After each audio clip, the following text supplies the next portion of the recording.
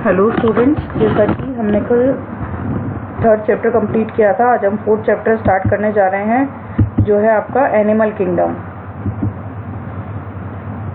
Enormously a large number of animals inhabit this earth today. In spite of great diversity amongst the animals, the animal kingdom is well arranged and is very systematic। जैसा कि हम देखते हैं कि इस अर्थ पर बहुत सारे अलग अलग तरह तरह के एनिमल्स प्रेजेंट है और उनकी स्पीशीज में भी बहुत डाइवर्सिटी पाई जाती है। They are divided into major and minor groups on the basis of similarities and differences, and each group is given a particular name depending upon their characteristic। जितने भी एनिमल्स हैं सबको डिवाइड किया गया है माइनर और मेजर ग्रुप्स में और उनकी सिमिलैरिटीज और डिफरेंसेस के बेसिस पे, और ईच ग्रुप का कोई ना कोई नेम है उनके कैरेक्टरिस्टिक्स के according. The groups of classification are kingdom, phylum, class, order, family, genus and species. Characteristics of animal kingdom. The kingdom is characterized by heterotrophic eukaryotic multicellular organism। Kingdom के main characteristics क्या क्या हैं कि वो जितने भी animal kingdom के members होते हैं वो सारे हेटरोट्रॉफिक होते हैं, यानी फूड के लिए दूसरों पर डिपेंड रहते हैं। यूकैरियोटिक होते हैं, यूकैरियोटिक दैट मीन्स उनमें वेल डिफाइंड न्यूक्लियस होता है। मल्टी सेल्यूलर होते हैं, यानी उनकी बॉडी जो है 2 और 2 से मोर सेल्स की बनी हुई होती है। Their cells lack cell wall, क्योंकि सेल वॉल सिर्फ प्लांट किंगडम के मेंबर्स में प्रेजेंट रहती है, इनमें सेल वॉल क्या होती है, एब्सेंट होती है। They depend on plants for food, ये सारे ऑर्गेनिज्म अपने फूड के लिए प्लांट्स पर डिपेंड करते हैं। They follow a definite growth pattern, इनके अंदर ग्रोथ के लिए एक डिफाइनाइट पैटर्न होता है। Higher forms show elaborate sensory और न्यूरोमोटर मैकेनिज्म।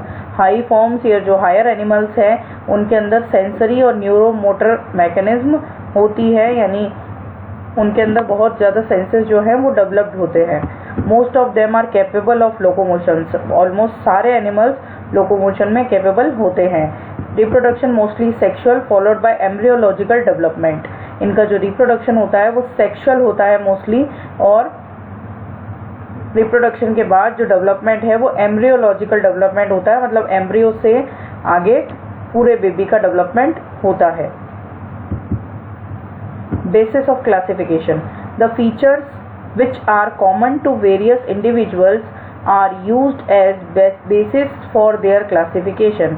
इनके जो फीचर्स है वो ही इनके क्या है, बेसिस ऑफ क्लासिफिकेशन। जैसे फर्स्ट है level of organisation. Though all the members of this kingdom are multicellular, but they exhibit different patterns of organization of cells। सारे जो members होते हैं उनके अंदर सारे मल्टीसेल्यूलर होते हैं, यानी उनकी बॉडी बहुत सारी सेल से बनी हुई होती है, लेकिन इनका जो सेल्स का ऑर्गेनाइजेशन है वो सब में कैसा होता है, different different. Cellular level of organization, tissue level of organization और organ level of organization, 3 type के होते हैं। तो सबसे पहले सेल्यूलर लेवल ऑफ ऑर्गेनाइजेशन, जिसके अंदर की प्लांट्स की बॉडी सिर्फ किससे बनी हुई होती है, सेल्स से। When cells are arranged as loose aggregates like in phylum Porifera, जो फाइलम पॉरीफेरा है उनके अंदर जो सेल्स है वो लूजली एक दूसरे से अटैच्ड होती है, पूरी तरह से उनमें टिश्यू नहीं बन पाया, तो इसलिए उनके अंदर लेवल ऑफ ऑर्गेनाइजेशन कैसा होता है, सेल्यूलर लेवल का। Tissue level of organization. It is when arranged of cell become more complex, cell start showing division of labor and cells of one type performing the same function arranged to form tissues like in phylum Cnidaria। Tissue level of organization होता है किस में कैसा होता है कि जब sales जो हैं वो अरेंज होकर कॉम्प्लेक्स हो जाती है और टिश्यू फॉर्म करती हैं, और उनमें अलग अलग सेल्स के लिए अलग अलग फंक्शंस होते हैं, ठीक है। जैसे कि फाइलम कौन से में, निडेरिया में। ऑर्गन लेवल ऑफ ऑर्गेनाइजेशन, जिनमें टिश्यूज से क्या बन जाते हैं, organ. Tissues group together to form organ to perform a particular function like in phylum Platyhelminthes. Phylum Platyhelminthes से आगे जितने भी सारे फाइलम हैं उनमें क्या होता है, ऑर्गन लेवल ऑफ ऑर्गेनाइजेशन।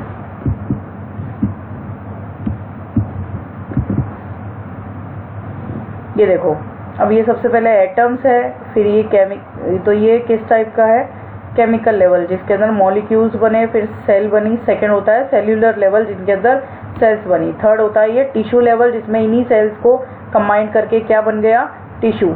फिर है ऑर्गन लेवल जिसमें इन्हीं टिश्यू को खूब सारे टिश्यूज ने मिलकर क्या बना लिया, organ.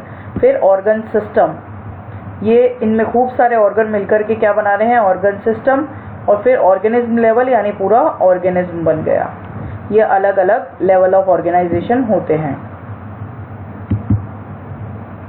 Organ system level of organisation last है ये ऑर्गन सिस्टम लेवल।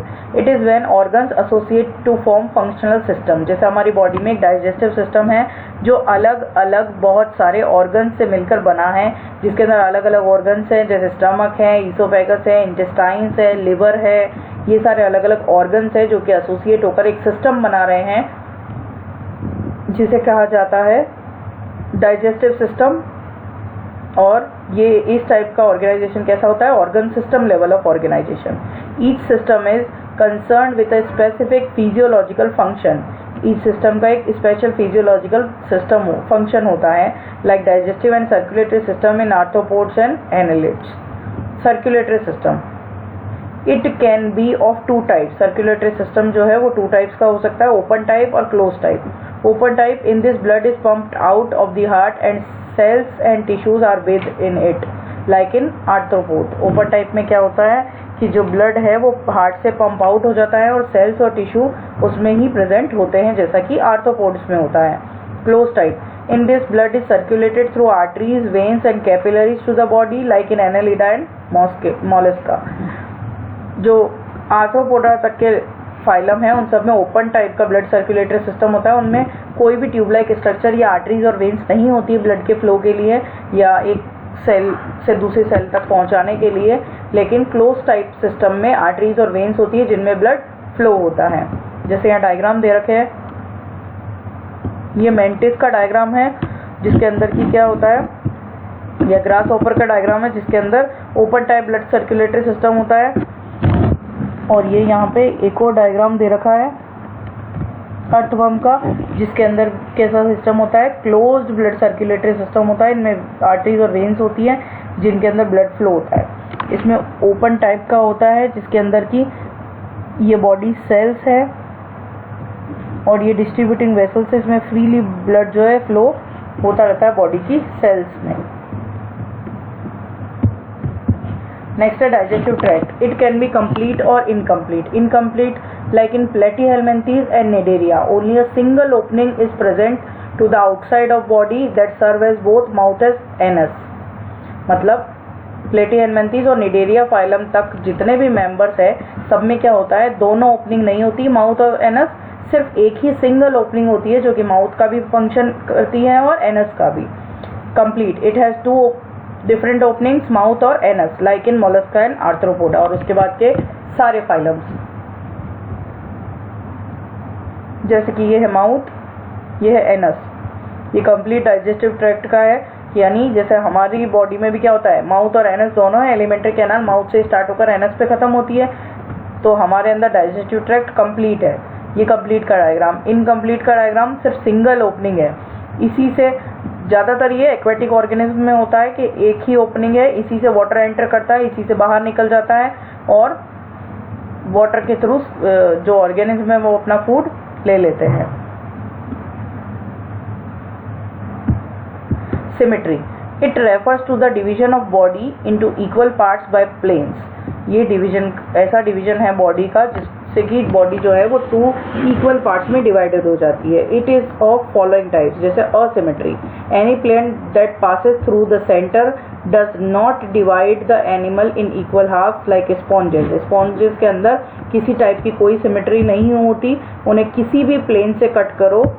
जैसे कि ये देखो असिमेट्री का डायग्राम, इसको किसी भी प्लेन से अपन कट करेंगे तो इस ऑर्गेनिज्म की जो बॉडी है वो इक्वल पार्ट्स में डिवाइड नहीं हो सकती, चाहे किसी भी प्लेन से कट करो।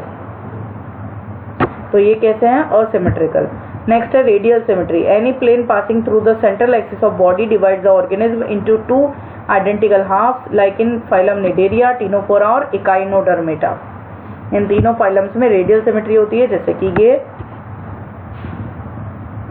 इसको किसी भी ऐसे प्लेन से काटो जो कि सेंट्रल एक्सिस से पास आउट होता हो, जैसे कि ये प्लेन से काटा तो इक्वल हाफ में डिवाइड हो रही है, ये प्लेन से काटा तो इक्वल हाफ में डिवाइड हो रही है, ये प्लेन से काटा तो इक्वल हाफ में डिवाइड हो रही है। लेकिन क्या ये कट अगर हम लगाएं तो इक्वल हाफ में डिवाइड हो रही है क्या? नहीं।